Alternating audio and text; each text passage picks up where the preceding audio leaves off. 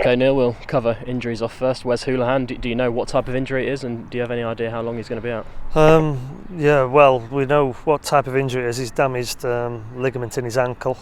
He had a scan yesterday, and we're just assessing now how long he's going to be out. We've got to seek the advice of the experts, so to speak. So that'll be done over the next couple of days, but you could tell straight away Wes knew he'd done something to his ankle. He didn't, and the next day he said he didn't think it would, he thought it would feel worse than it did, which is slight positive news, and the fact that it hasn't come across as so clean and clinical that it's a straightforward injury. So obviously there's damage in there, he has injured himself, but in terms of putting a time scale on it, I think that'll only be determined in the next 2-3 days when the medical people have got together and decided just how bad it is. Josh Hooiveld missed Saturday as well. Can you tell us any more about his problem? Yeah, Josh had a knee, just twinged his knee on the Friday. Obviously didn't play Saturday. Did a little bit with the physios on Sunday, and we'll see if he can train with the group today. So he was a little bit. He felt a little bit of a twinge in his knee on Friday morning. So obviously we didn't want to risk him. But you're not ruling him out of Tuesday night? No, we'll see how he is today. If he comes through today, then obviously he'll be available for selection. If he's still feeling it a bit, then obviously not. And an update on Kyle after his knee too? Yeah, Kyle, we're hoping again can train today. So we'll make a decision on whether he'll be available after today. Obviously missed out Saturday, didn't train Sunday, so today's a big day for him really. It is a kick on his knee that he got in that second international game, so kicks are always the best injuries rather than twists or strains and pulls. So he had a bit of swelling and a scarring on his knee, but obviously a kick's a kick and they do tend to heal quite quickly then. So yeah, we're fingers crossed that we can get Kyle out today and then obviously make a decision on him afterwards. Anything else to report post-Fulham injury-wise? No, other than that we'll be okay. Obviously Wes's was the big concern, but yeah, everybody else came through okay. Your final reflections on that game. I mean, can you channel that frustration into a positive performance on Tuesday night? Yeah, well, we have to. It's as simple as that. As we said afterwards, it's pleasing to play with the sort of the tempo and the dominance that we are at the minute, but it is about scoring goals and getting points, of course. That was the frustrating thing for me. We're looking back at the DVD and looking at the game. I think it was 63% possession, which when you have that much of the ball, you've got to be looking at clear goal scoring chances, and that's what we didn't do. We had plenty of set plays and didn't really make full use of them, and as I said, we had plenty of the ball and didn't really overwork the keeper. Yes, we missed the penalty, yes, we hit the crossbar, but you'd think for a team that has 63% possession, then if you're not going to win a game, it's probably their keeper that comes off with the man of the match, and that wasn't the case. You changed the shape a little bit in the final third as well in terms of the team setup. Is that something you're going to look to do again, or were you happy with how it went?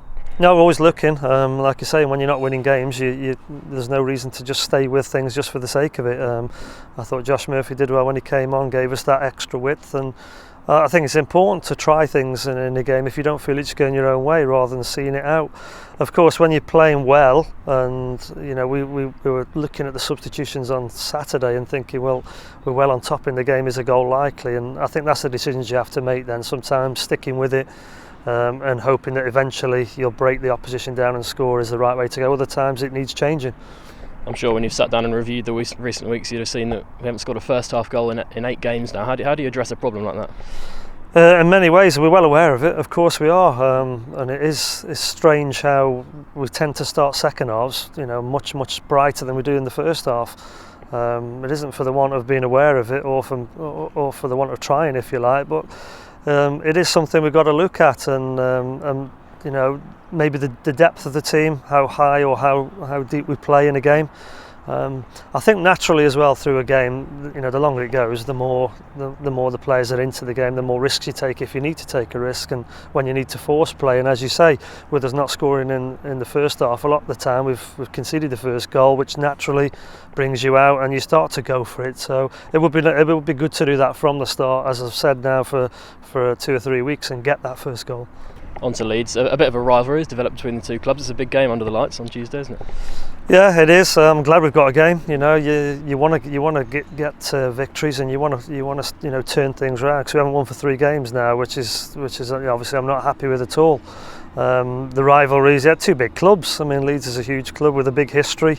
Usually have a good support as well, and I'm not too concerned really who the opposition are. I'm more concerned about us now, with the fact we've got a game on Tuesday night, that we've got an opportunity to go and get 3 points. Got a couple of ex-Leeds boys in there as well. Does that come into your thinking at all when you're picking the team? Not really. I mean, obviously you're aware of it. You know, the players, they always like playing against the former clubs. Sometimes it can have a detrimental effect. You can almost try too hard, if you like, but you normally want to go and show your old teammates and, you know, the supporters that once were we're big fans of yours, to how good you are. So yeah, of course we're aware that, you know, we've had a few signings from Leeds in recent seasons, and obviously we've got a few we're hoping to play on Tuesday. A line on Leeds that have made a few headlines off the pitch so far this season. They're sitting there in mid-table. I guess this could go either way this year for them, couldn't it? Yeah, it's been topsy-turvy for them, hasn't it? And with the way things have gone for them, with the managers and the caretaker managers, and we're just having a look at how they play, and, you know, what the strengths and weaknesses are. And they seem to have kept a similar philosophy of the way that they play. They like to try and play, you know, intricate passing, and, you know, I would be doubtful that that'll change too much. So yes, they've had a succession of people that have been in charge of the team, but they've generally tended to keep the same playing style, and that's obviously what we'll be expecting and ready to deal with on Tuesday. Did you watch them live on telly on Friday night against Rotherham?